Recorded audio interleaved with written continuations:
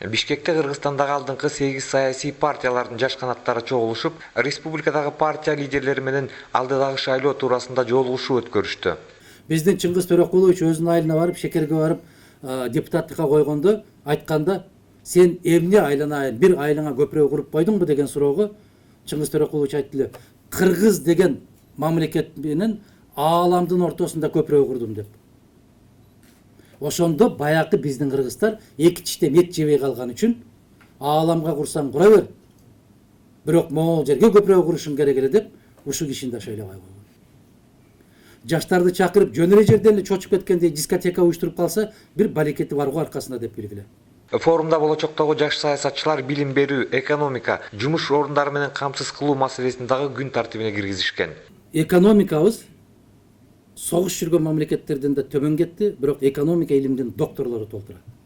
Соңку кезде жарытылуу бир фильм тарткан жок, эл артисттери менен эмгек сиңиргендер толтура. Биздин кыргыз мамлекетине эң керектүү болгон адистиктер кайсылар? Бүгүн айылга барсаңар, электр ширетүүчүнү таппайсың. Газ ширетүүчүнү таппайсың. Токарды таппайсың, фрезеровщикти таппайсың. Бирок бул чөнтөгүндө юрист деген диплому бар, бул чөнтөгүндө экономист деген диплому бар. Учурда жаштар чет жерден билим алууга да өтө кызыгышып, буга кандай мүмкүнчүлүктөр бар экендиги туурасында суроолорду беришти. В Казахстане Балашах деген программа бар, билесиңерби? Там сам Нурсултан Абишевич курирует. Но ошол балдарга көңүл буруп, ошолорго жанагындай акимиятына болобу, министерствосуна болобу, башка тегел бизнесине болобу, бардыгын орноштургусу атышпайбы? А биздин кадры 21 века деген бар эле. Кайда? Где они кадры 21 века? По всему миру они кетишти байкуштар. Башка дядю Сема работает, на дядю Ваню работает дегендей. Чогулуш саясаттан тышкары жаштар темасында болгондуктан алар кыргыз спортунун келечеги жөнүндө тынчсызданып жатышкандыктарын дагы билдиришти. Экинчи маселе футбол, ребята. Футбол это тоже у нас такая печальная картина, да?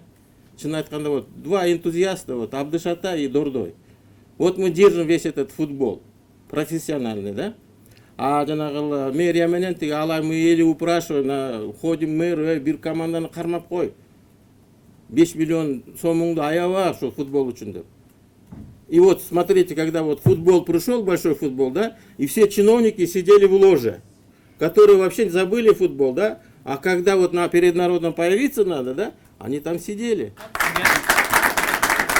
Белгилүү саясатчылар менен болгон жолугушууда алардан алган жоопторуна жаштар ыраазы болгондугун билдиришип, берилген убакыт аз болгондуктан көпчүлүгү өз суроолорун берүүгө жетишпей калышты. Форумду өткөрүүгө Улуттук өркүндөө корпусу колдоо көрсөткөн.